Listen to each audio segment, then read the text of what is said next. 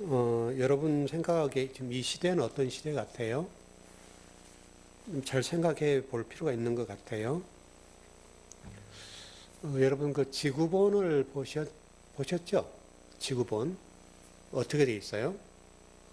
남극과 북극이라고 하는 것이 이렇게 기울어져 있죠. 23.5도가 기울어져 있어요. 그래서 북극과 남극이라고 하는 것이 이렇게 돼 있어서 이렇게 돌아갑니다. 지구가.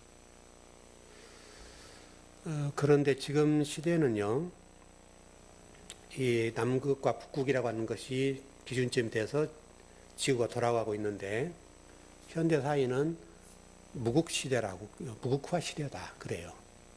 무슨 말이냐면, 지 마음대로 산다. 그 말이에요. 어떤 기준점이 없다는 거죠. 이제 여러분 잘 보시는 것처럼 그 대표적인 사람이 트럼프입니다. 오늘 다르고 금방 다르잖아요. 이렇게. 이걸 가리켜서 무극화 시대의 한 상징이다라고 얘기를 하고 있어요.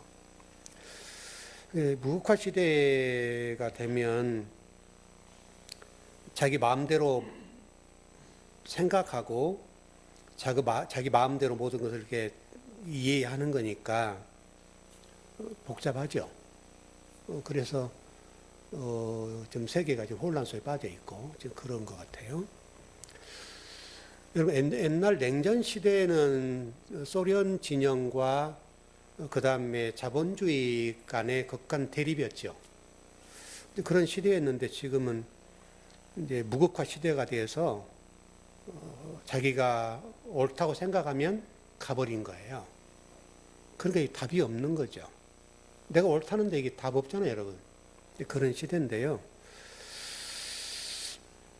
이런 시대에 우리는 어떻게 살아야 될까? 이제 그게 상당히 우리에게 주목할 만한 주제 같기는 해요. 하나 좀 질문해 볼게요. 여러분, 러시아는 공산주의의 자본주의예요? 러시아.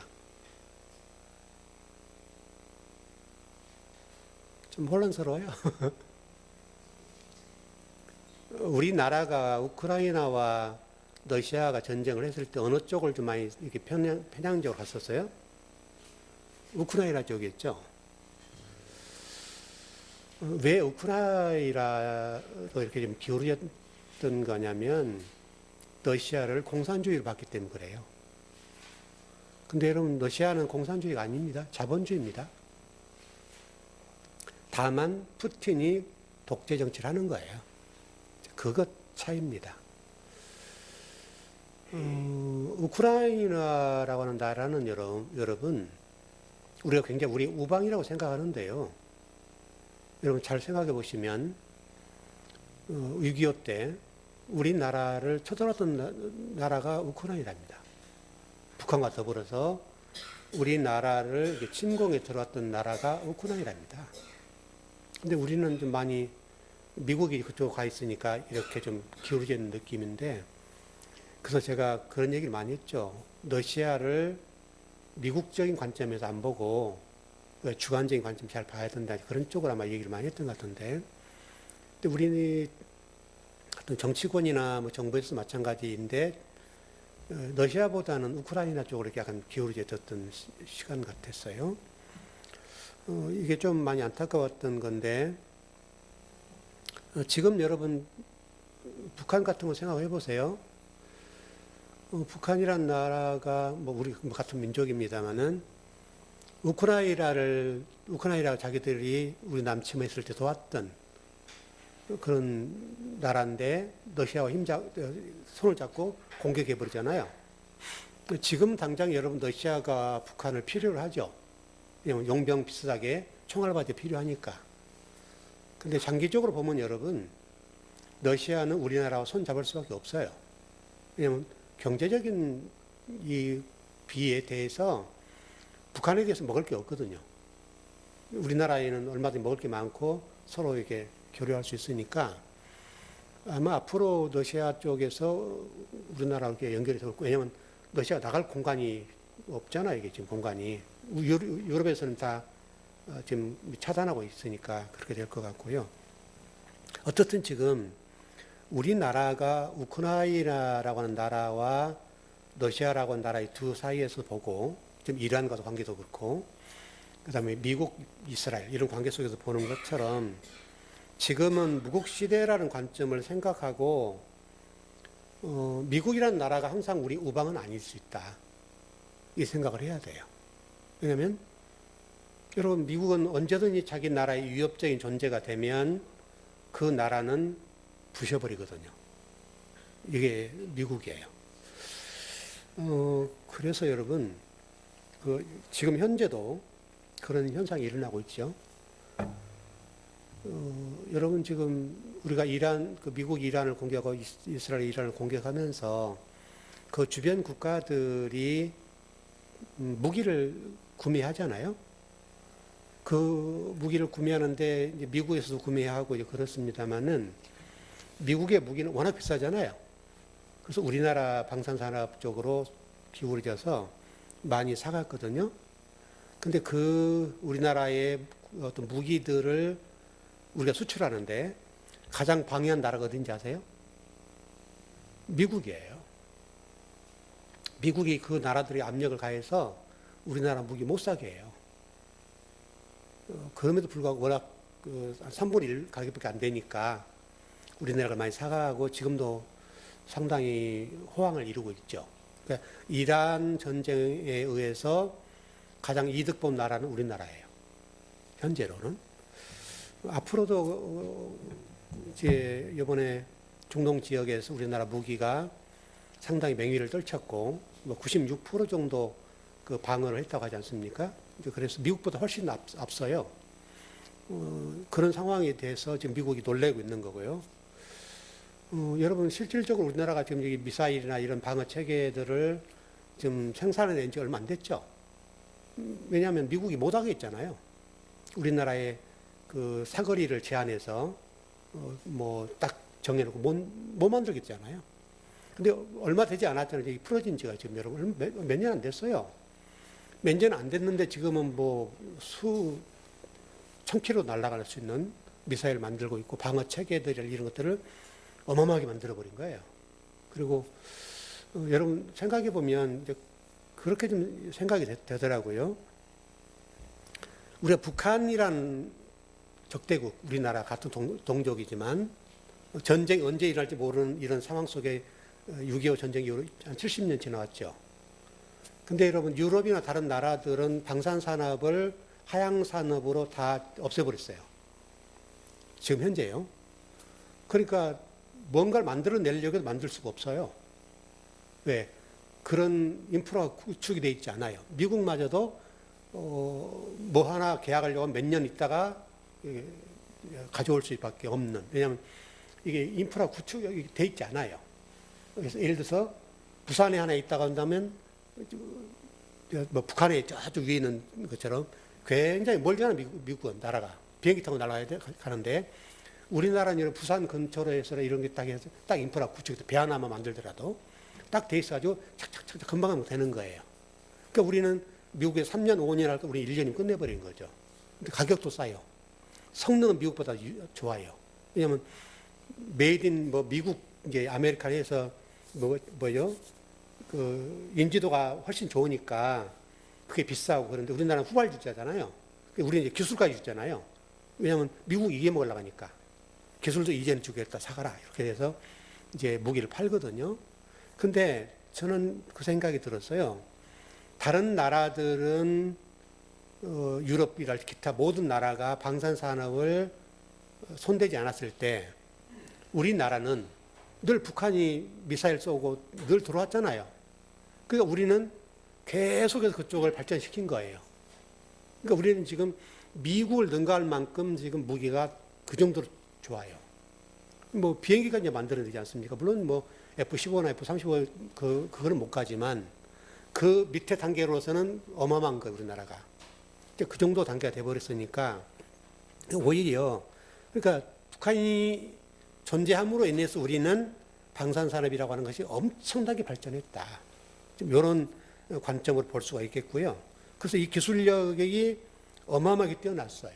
지금 현재도. 그러니까 제가 우리나라 살 길은 기술력밖에 없다라고 계속 그 얘기를 많이 했는데 지금 실질적으로 이번에 그 검증되지 않는 방어 시스템 이 문제 때문에 이제 동유럽의 뭐 중동 이런 나라들이 우리나라 무기들을 사야 돼 말아야 돼 이렇게 간을 많이 봤거든요. 근데 이번에 그 UAE 쪽에서 이란에 날라오는 이런 것들을 미사일들 뭐 드론 이것들을 다 막아냈잖아요. 그러니까 96%라고 그래요 지금 현재 나와 있는 것이. 미국보다 훨씬 앞섰어요. 미국보다 돈은 3분의 1 가격. 그래서 미국은 한 방 쏘는데 50억 날아가는데 우리는 뭐 한 15억 정도. 이 정도밖에 안 되니까 3분의 1 가격도 안 되는 거죠. 그러니까 지금 중동에서 난리가 난 거죠. 그래서 우리나라에 지금 그 무기를 달라, 방산 이런 뭐 방어 시스템을 달라, 뭐 난리가 난 거예요 지금 여러분. 그래서 이 생각을 좀 많이 해보면서 우리나라가 이 방산 산업이 앞으로도 더 집중적으로 기술을 고도화시키면 미국을 능가하겠다. 실질적으로 여러분 우리나라 그 자주포 K9 있잖아요.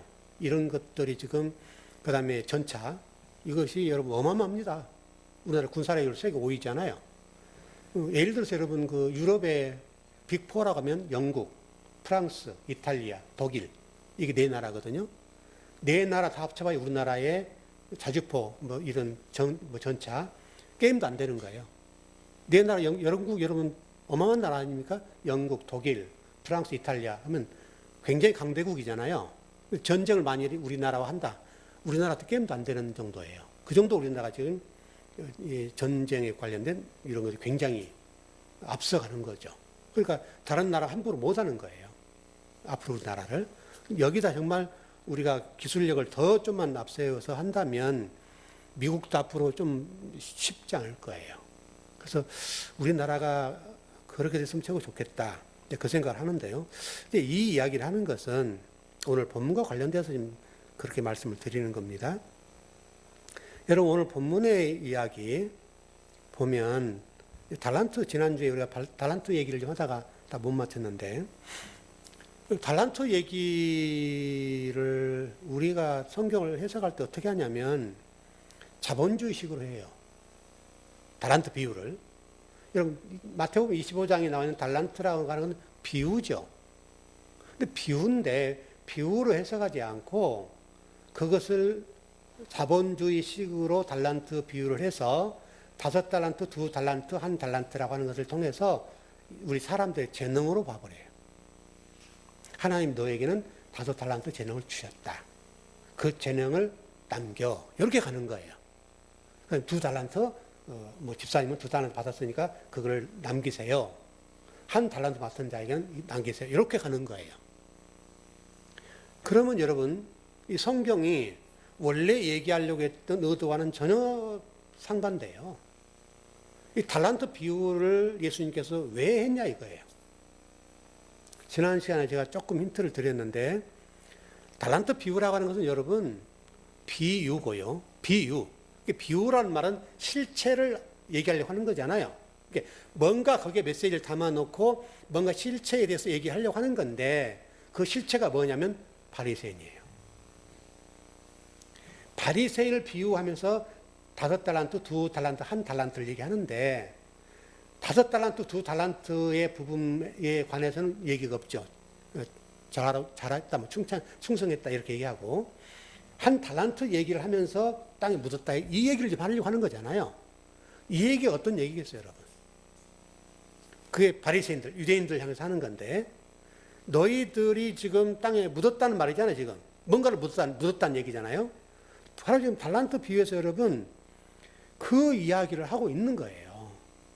근데 지금 우리가 그런 이야기를 제가 저희 목회자로 살아가면서 누구도 그 얘기를 한 걸 들어보질 못했어요. 여러분 들어보셨어요? 달란트 비유 재능으로만 봤죠? 여러분 한번 봐보세요. 마태복음 25장 봐봐요. 24절 25절입니다.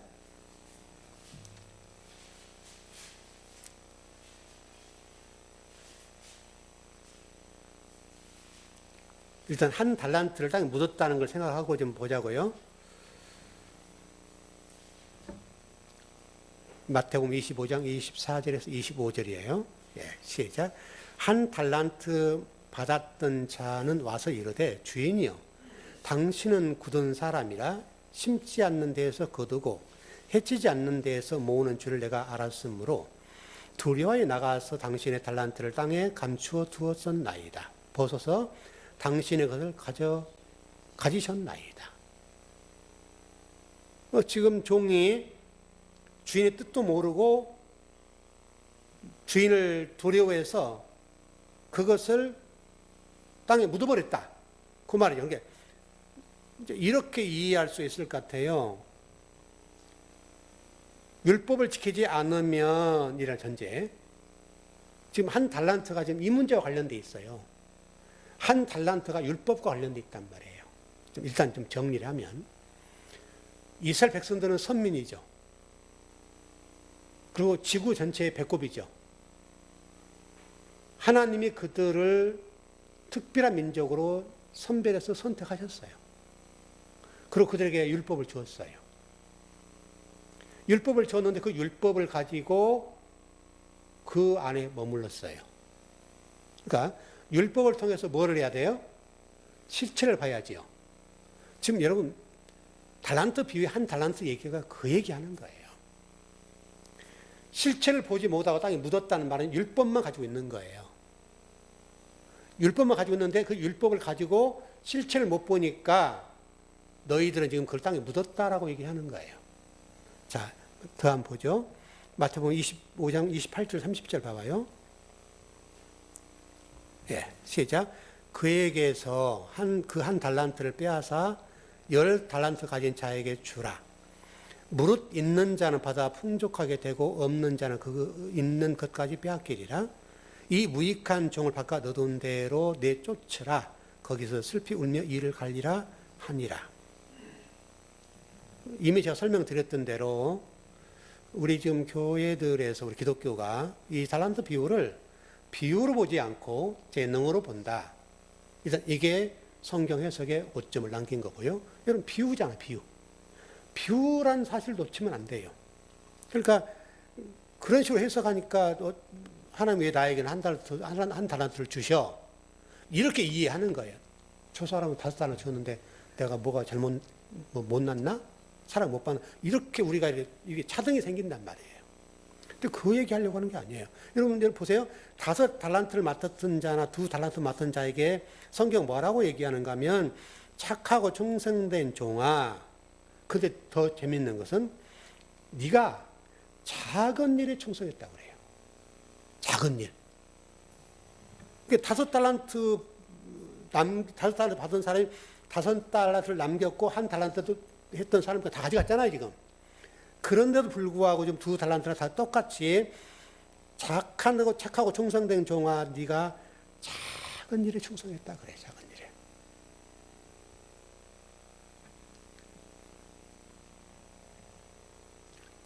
마가복음 4장 25절 가보세요. 적은 일, 작은 일.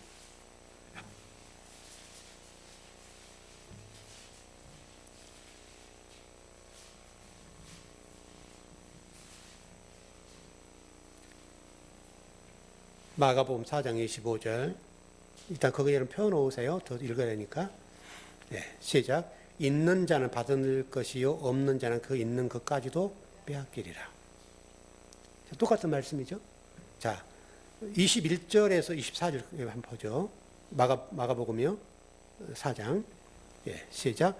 또 그들에게 이르시되 사람이 등불을 가져오는 것은 말 아래나 평상 아래에 두려함이냐 등경 위에 두려함이 아니냐. 드러내야 하지 않고는 숨긴 것이 없고 나타내려 하지 않고는 감추인 것이 없느니라. 들을 귀 있는 자는 들으라. 또 이르세 너희가 무엇을 듣는가 스스로 삼가라. 너희의 헤아리는 그 헤아림으로 너희가 헤아림을 받을 것이며 더 받으리니. 이게 무슨 얘기예요, 여러분? 지금 마가복음 4장 21절 이하가 어떤 얘기예요? 핵심이 뭐예요? 등잔대 얘기잖아요, 여러분. 등잔대 위에 불이 켜졌단 말이잖아요. 그 얘기죠, 지금.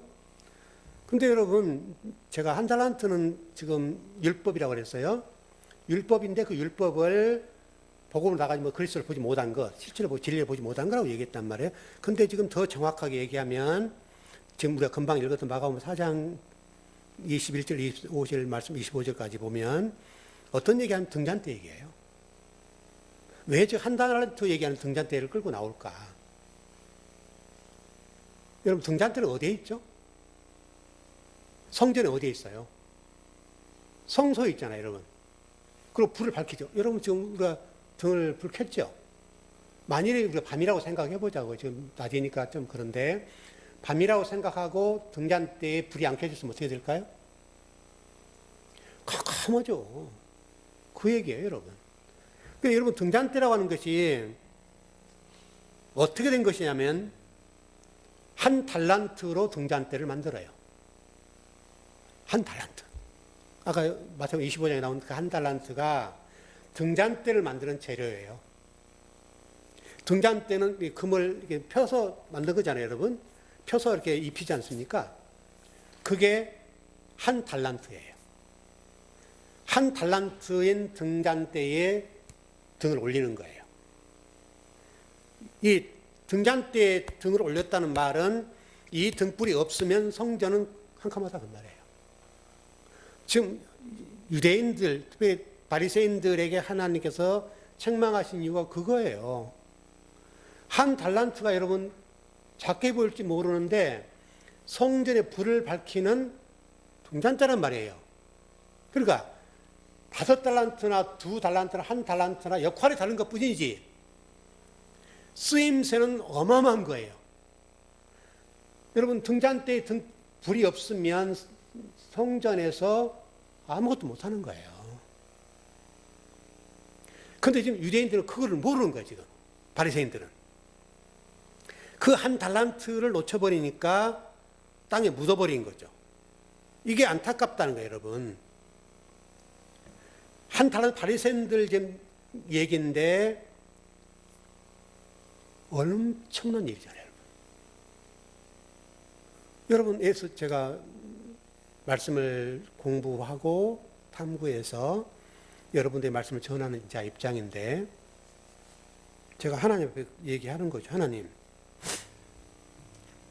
저를 왜 좀 큰 교회로 한 10,000명 모이는 교회로, 똑같은 얘기잖아. 5달란트니까 5달란트라는 관점으로 재능이나 자본주의식으로 재능이라는 관점을 쳐다보면 10,000명 된 교회 가서 설교하게 하시지. 하나님, 왜 여기서 설교하게 하세요? 똑같은 얘기예요, 여러분. 여러분, 그래, 안 그래요? 그러니까, 10,000명 있는 교회에서 설교하냐, 우리 지금 즐거운 교회에서 설교하냐, 이건 중요한 문제 아니라는 거예요. 무슨 얘기 아시겠죠? 그러니까, 중요한 것은 10,000명 된 교회에서 설교를 하더라도 그렇고, 여기서 설교를 하더라도 그런데, 그 전하시는 주의 종들이 성경이 가르치는 메시지를 바르게 전하느냐 못 전하느냐 이 문제잖아요. 10,000명 모인 교회 앞에 강단에 섰다 하더라도 자본주의식, 우리 달란트 비율을 자본주의식으로 설교를 해서 성도들에게 은혜를 끼칠 수는 있죠. 그래서 장로님은 5달란트, 뭐 권사님은 뭐 2달란트, 집사님은 1달란트 맡았으니 그 일 열심히 하십사. 그럼 하나님 여러분들을 충성된 종이라 하십니다. 그럼 은혜를 받고 돌아간다 이거예요. 그러면 5달란트나 2달란트, 1달란트라는 이 마태복음 25장에 나와 있는 달란트 비율을 통해서 하나님께서 말씀하시려고 하는 말씀과는 전혀 다르죠. 왜? 달란트 비율의 핵심은 자본주의식이 아닌 재능의 문제가 아닌 바리새인들, 유대인들이 등잔대에 등불을 켜지 않는, 다시 설명하면 성전에서 등불과 같은 역할을 해야 되는 그 일을 하지 않는, 그러니까 율법이 교회를 지배하고 성전을 지배하니까 진리가 없다는 말이잖아요, 지금. 그러면 성경이 말씀하려고 하는 메시지가 없는 거죠. 그래, 안 그래요? 그러니까 유대인들이 율법에 머물러서 있으니까 그들이 그리스도 못 보잖아요, 여러분. 진리를 못 보잖아요, 여러분. 그러니까 제가 전번에 그런 얘기 했죠. 구약 성경 율법과 어떤 구약 말씀인데 그냥 율법이라 한다 하더라도 그 율법에서 전하고자 한 게 뭐냐? 그리스도다. 그렇게 설명드렸죠. 율법이라고 하는 것을 통해서 하나님께서 말씀한 게 뭐냐면 율법을 받아서 그걸 통해서 그리스도를 봐라 그 말이거든요. 근데 지금 유대인들에게 한 달란트 맡은 자에 관해서 얘기하면서 또 5달란트, 2달란트, 한 달란트 맡은 자가 이야기를 하는데 지금 실질로 어떤 달란트 비유를 통해서 말씀하고 싶은 건 한 달란트예요. 바리새인들과 유대인들을 향해서 말씀하고 싶으신 건데 그들이 성전 안에서 등경 위에 등잔대 위에 등불 요걸 두지 않고 진리를 못 나가고 그리스도를 못 본다. 지금 너희들 아주 굉장히 책망할 소경들이다. 그 이야기를 하시는 거예요. 그게 여러분 달란트 비유예요. 그리고 그것을 유대인들의 바리새인들이 책망하기 위해서 달란트 비유를 하시는 거예요. 달란트 비유는 우리들에게 재능을 누구에게 누구 얼마 주고 누구 얼마 주고 했다. 그 얘기 하려고 하는 거 아니에요. 만약 그런 관점이라 한다면 여러분 제가 열을 받죠. 그렇지 않겠어요? 여러분도 기왕이면 그런 관점이라면 하나님 저에게도 사업을 성공해서 똑같은 얘기잖아요. 사업을 성공해서 하나님 나라를 위해서 열심히 일할 텐데 왜 나이는 많은 복을 안 주십니까? 뭐 저하고 똑같이 인정 있어요? 이렇게 항의할 수 있잖아요, 여러분. 제가 뭐가 부족해서 그래요, 하나님? 왜 제 재능을 안 주셔서 그래요? 또 돈 버는 뭐 능력을 안 주셨어요? 따질 수 있잖아요, 여러분.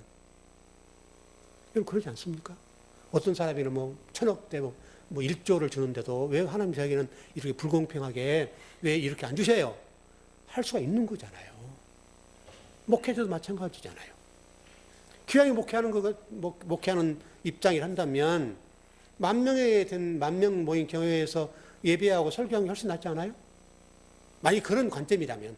그러니까 달란트 비유가 재능이라는 관점이라고 본다면 왜 하나님은 나에게 이렇게 하십니까? 왜? 열심히 우리 기도하는데, 열심히 성경을 공부하는데, 탐구하는데 왜 그러세요? 하나님 생각해 보세요. 이거 따질 수 있잖아요, 여러분. 근데 하나님은 그렇게 말씀하신 적이 한 번도 없어요. 5달란트나 2달란트나 착하고 충성된 종아 네가 작은 일에 충성했다. 작은 일이라고 한다고, 작은 일. 한 달란트도 똑같은 입장이에요. 재능의 문제가 아니란 말이에요. 이 달란트 비유를 통해서 예수님께서 하시고 싶으신 게 뭐냐면 바리새인들이 지금 율법에 머물러서 있는데 마치 성전으로 비유하자면 등잔대 위에 등불 없는 이 상태가 너희들인데 이놈들 왜 모르니? 그걸 책망하시는 거라고요. 그 책망을 듣고 우리가 무슨 말씀 하시는지를 알아들었으면 깨달으면 될 거고 나가면 될 거고 진리로 가면 될 건데 그들이 이게 귀가 어두고 소경이에요. 소경. 못 알아들어요. 그래서 그 한 달란트를 땅에 묻어버린 거예요. 그래서 악하고 악한 종이라 하잖아요. 그래서 악한 종이 된 거예요. 악한 종이. 그래서 여러분 우리가 성경을 잘 보셔야 돼요. 잘못 보면 그래요, 여러분. 여러분 성전 기물이 있죠. 번제단이 있죠, 여러분. 번제단은 번제단으로서 역할이 있죠. 떡상은 떡상 역할이 있죠. 등잔대는 등잔 역할이 있죠, 여러분. 그렇지 않습니까, 여러분? 다 역할이 있는 거예요. 그 다음에 뭐 법궤 같은 건 법궤 역할이 있는 거죠. 그 안에 말씀을 담아놨잖아요, 여러분. 그걸 열어 보는 거잖아요. 근데 여러분, 제가 지성소 설명을 드렸습니다만, 지성소는 칠흑처럼 어두워요. 어둡단 말은 그 말을 끄집어내기 어렵단 말이거든요, 여러분. 근데 그 말씀을 끄집어내는 것이 엄청나게 쉽지 않다는 거예요. 여러분 놓치지 말 것은 성전 기물 가운데 등잔대가 한 달란트예요. 그 성경이 이렇게 마가복음과 마태복음 25장과 마가복음 4장과 딱 하나의 조가 이루어요. 연결된다고요. 하나님이 성전 안에 등잔대를 만드실 때 한 달란트를 가지고 등잔대를 만들었다는 거예요. 그럼 적어도 그 당시 유대인들은 여러분 그 정도는 다 알지 않겠어요? 근데 그 말씀하는지를 못 알아듣는 거예요. 못 알아들어.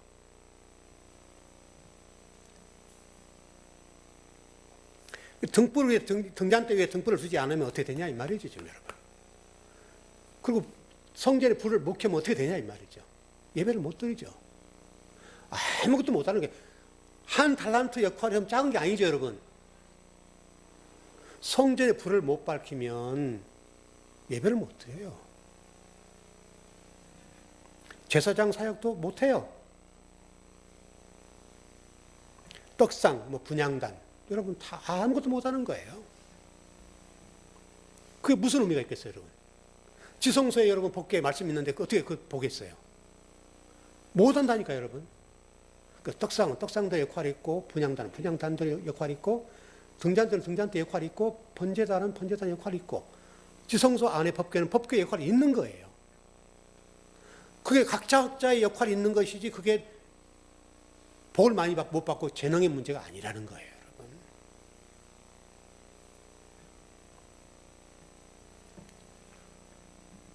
여러분, 요한계시록에서 이것을 어떻게 설명하냐면 7 대접을 붓는 장면으로 나와요. 7 대접. 여러분, 촛대 위에 7개 꽂죠?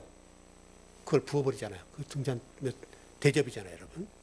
그래서 요한계시록에서는 마지막에 그것을 심판의 모습으로 부어버리는 그 장면으로 나오잖아요, 여러분. 그리고 실질적으로 여러분, 일전에 제가 그 설교를 했던 기억이 나는데,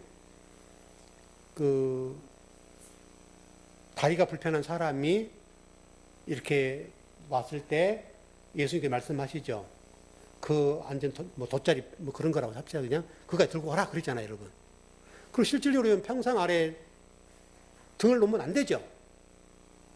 그리고 평상이라는 단어, 침상도 마찬가지, 다 똑같은 의미인데, 성경에서 이 침상이라는 단어는 죄의 원상이라는 관점을 봐요. 죄가 있는 곳으로 설명하는데, 그걸 들고 가라 하잖아요, 여러분. 침상을 들고 가라. 평상을 들고 가라. 그게 침대라고 그랬죠. 제가 설명을 드릴 때. 죄를 양상하는 곳이니까 그냥 싹 중풍기자 얘기할 때 들고 나간단 말이에요. 바로 여러분 그 얘기예요. 너희들이 등불이 되지 못하고 등잔대가 되지 못하면, 너희 율법에 머물러 있으면 너희들은 아무것도 아니다. 비록 선민이고 내가 너희를 특별하게 불렀는데, 너희들 그 자리에 머물러 있으면 너희들은 영원히 어둠의 존재다. 여러분, 어둠의 존재잖아요, 여러분. 네, 불을 못 켰잖아요, 여러분. 죄를 양산한. 율법으로 여러분 신약 성경 서신서에 율법은 역할이 뭐라고 그랬죠? 죄를 깨닫게 하는 거죠. 죄를 알게 하는 거예요, 죄를 알게. 율법의 역할은 한 가지밖에 없어요. 죄를 깨닫게 하는 거예요.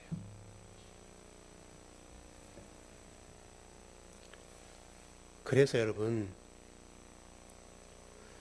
달란트 비유를 제대로 이해하면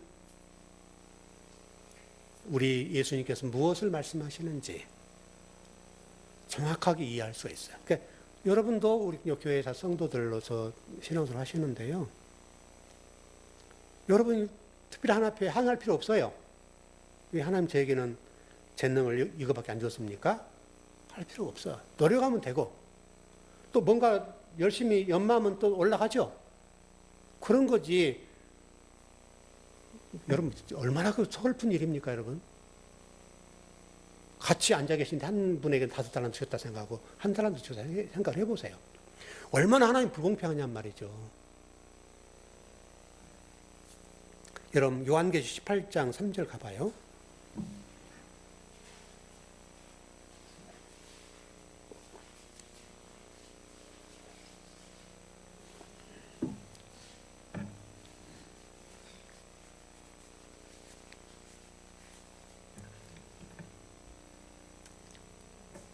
시작.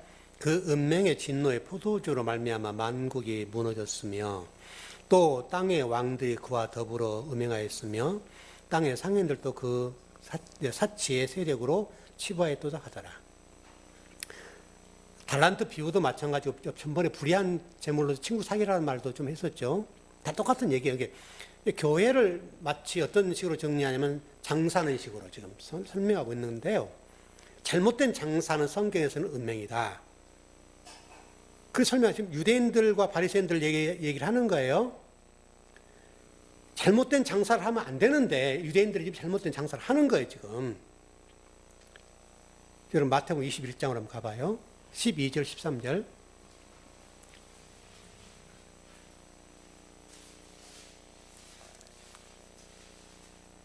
지금 유대인들과 바리새인들을 향한 말씀입니다. 마태복음 21장 12절, 13절.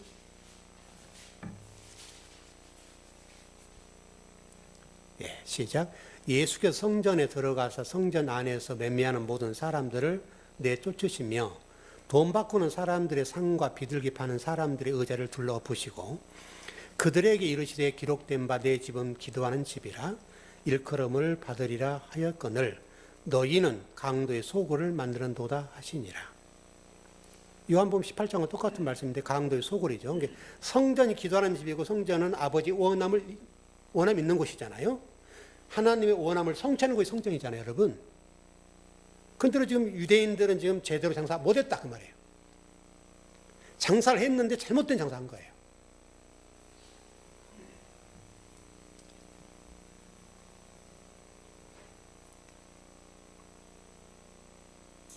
한 달란트를 남겼으면 되는 문제잖아요, 여러분.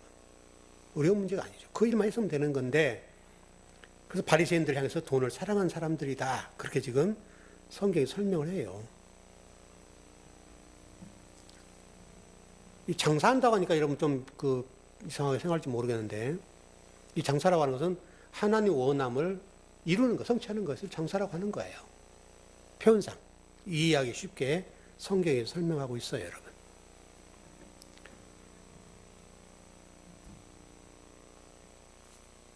성경에서 보면 율법 십계명에도 마찬가지입니다. 뭐 하라 하지 말라.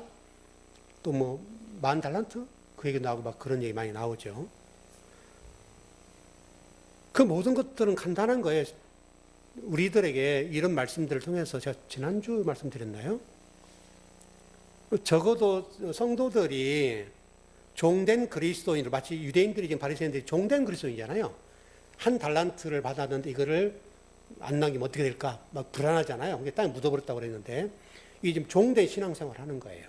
여러분 지금도 유대인들 여러분 생각해 보시면 유대인들 불쌍하잖아요. 여러분 불안하도 안식일을 목회잖아요. 여러분 얼마나 불쌍합니까? 먹는 거 하나도 자유롭게 못 먹잖아요, 여러분. 그 전날 해놨다가 오늘 먹고. 그럼 이 먹는 거는 이게 일 아닌가요, 이게?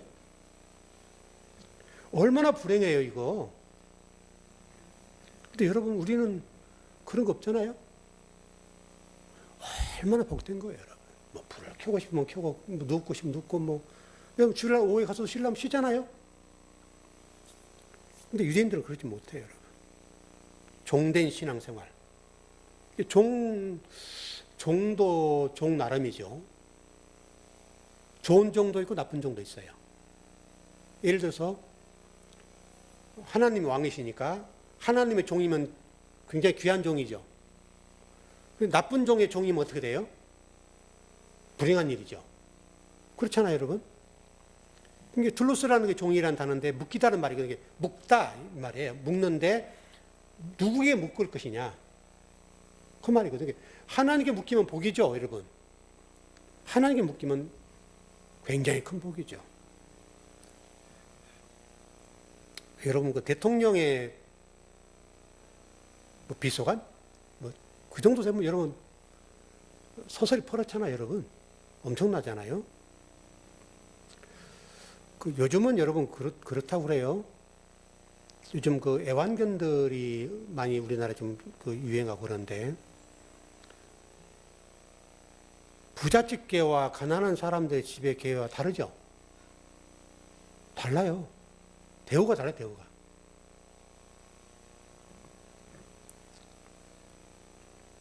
자, 정리를 해보십시다. 자, 교회라고 하는 것은 달란트 비유로 정리하자면 교회는 말씀이어야 돼요. 등잔대에 비추는 빛이 있어야 돼요. 교회가 이것을 놓쳐버리면 교회로서의 역할을 못하는 거예요.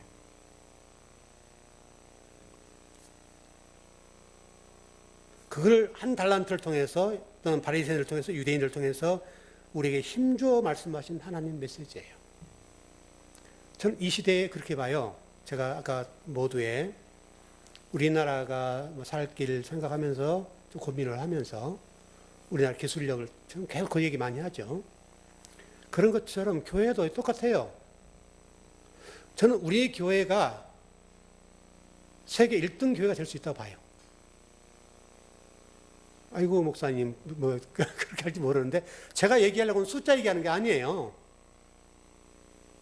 우리 교회가 하나님 말씀에 관해서 정확하게 알면 1등 될 수 있죠. 여러분 불가능합니까? 가능해요. 여러분 우리나라 조그마한 나라 아닙니까? 조그만 나라인데 여러분 미국이 지금 그 호르무즈 그 봉쇄 문제 때문에 우리나라 지금 강력하게 요구하고 있죠. 같이 싸우라는 거예요 지금요.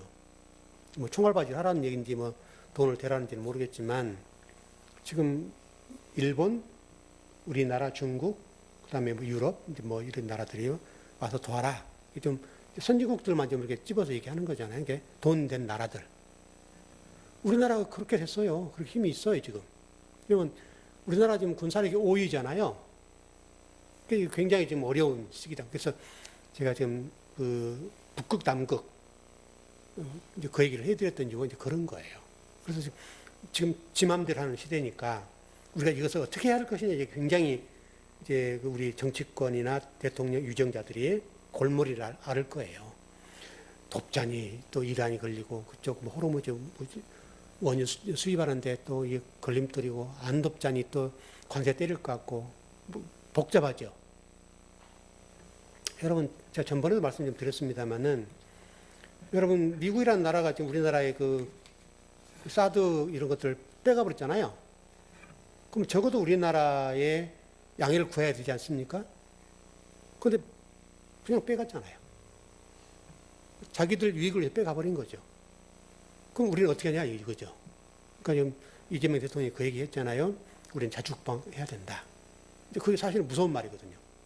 미국 의지하지 않아도 될 만큼 군사를 갖춰야 된다. 똑같은 얘기. 그러니까 교회가 똑같다는 얘기죠. 그러니까 교회라고 하는 게 뭐냐.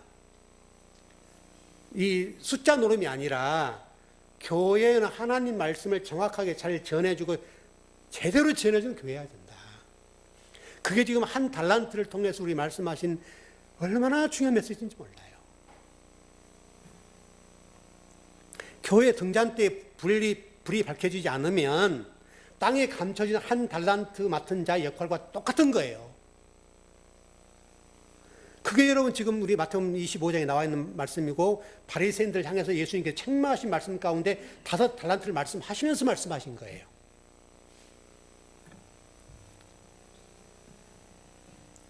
그것을 못하니까 바리새인들과 유대인들 향해서 말씀하시기를 강도의 소굴이 되었다 교회가. 그렇게 말씀하시죠. 여러분 달란트 비유는 절대적으로 다양한 재능의 문제를 얘기한 게 아니에요. 여러분 그거 절대로 여러분 그렇게 생각하면 안 돼요. 만일 그렇다면 여러분 뭐 환장하고 막 펄쩍 뛰어야 될 일이잖아요. 여러분.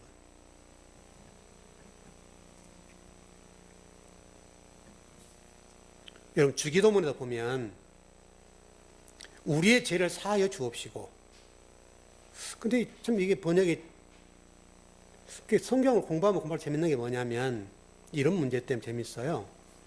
우리의 죄를 사하여 주옵시고라고 되어 있는데 원문은 뭐라고 됐는가 하면 우리의 빚을 사하여 주옵시고. 빚. 다른 사람에게 빚진 거 있잖아요. 그 빚을 사하여 주옵시고. 빚에서 완전히 떠나게 해주세요. 빚 탕감 받게 해주세요. 빚 문제를 해결해 주세요. 그 말이에요 지금 이 말씀이.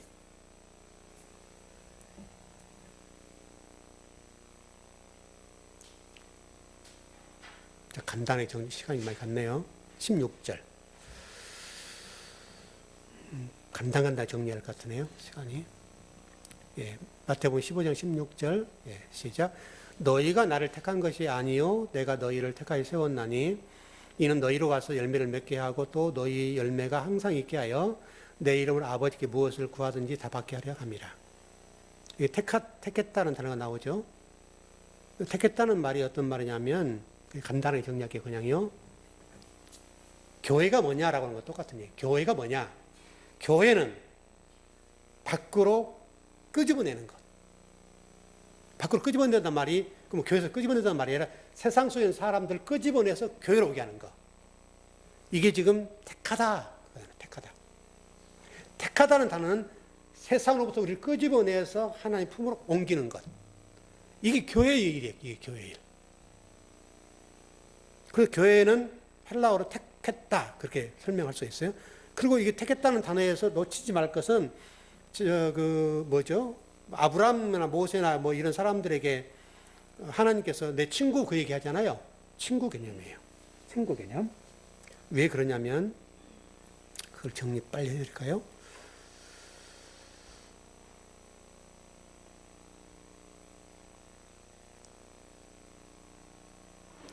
예. 1절.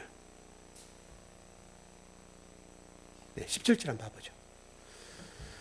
15장 17절, 아마 간단히 정리할 것 같아요. 네, 시작. 내가 이것을 너에게 명하면 너희를 서로 사랑하게 하려 함이라.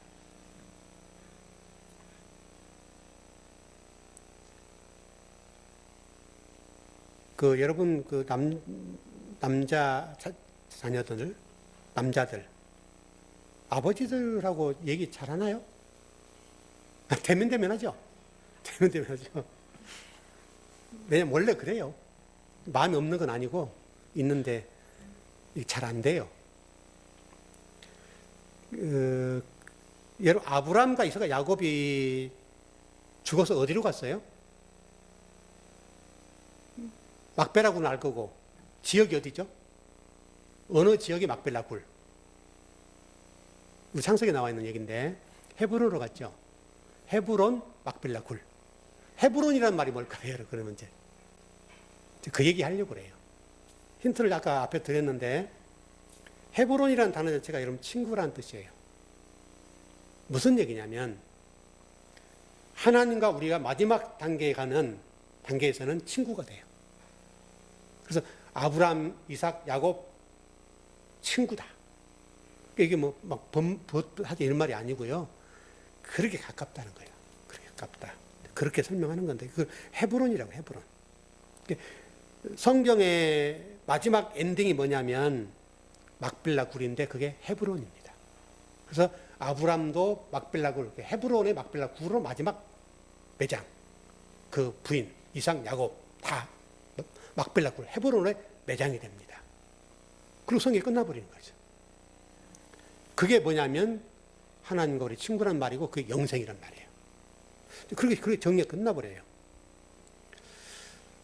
예, 너무 좀 간단한데 저 이해가 되는지 잘 모르겠는데 좀 하나만 결론 정리해 볼게요. 그냥 다른 건 여러분 다 놓쳤어도 상관없어요. 마태복음 25장 달란트 비유를 보실 때 앞으로 오늘 우리가 본문의 공부 말씀과 마찬가지로 달란트 비유를 여러분들에게 적용해서 나는 몇 달란트인가 이렇게 적용하지 마시고 그 속의 핵심은 한 달란트인데 한 달란트라는 사실은 성전의 등잔대다. 등잔대인데 등잔대에 등불이 있어서 성전을 밝히는 거다. 그런데 유대인들 그걸 못했다. 그래서 책망한다. 이렇게 된 거예요. 그러니까 우리가 해야 될 일이 뭐냐면 우리는 하나님의 말씀인 그리스도로 그리스도 예수, 바울이 서신서에 말씀하고 있는 것처럼 그리스도 예수의 이름으로 내게 은혜와 평강이 있기를 원하노라. 이렇게 설명하는 거. 어떤 교회는 예수 그리스도의 은혜와 평강이 있기를 원하노라. 이렇게 말씀하잖아요. 이 둘이 차이의 문제예요. 예수 그리스도의 은혜와 평강이 있기를 원한다는 말은 너희들은 도의 초보의 문제야. 이렇게 얘기하는 거고, 그리스도 예수의 이름으로 은혜와 평강이 있기를 원하노라 하는 것은 너희들은 하나님의 친구야. 너희들은 진리가 됐어. 라고 하는 얘기예요. 전혀 다른 문제예요. 그래서 여러분과 저는 말씀으로 들어가는 이 문제에 있어서는 세상에 최고가 될 수 있도록 부단히 노력해보자. 그럼 여러분들은 하나님 앞에 착하고 충성된 종 이렇게 될 수 있어요. 그 복을 누렸으면 좋겠습니다.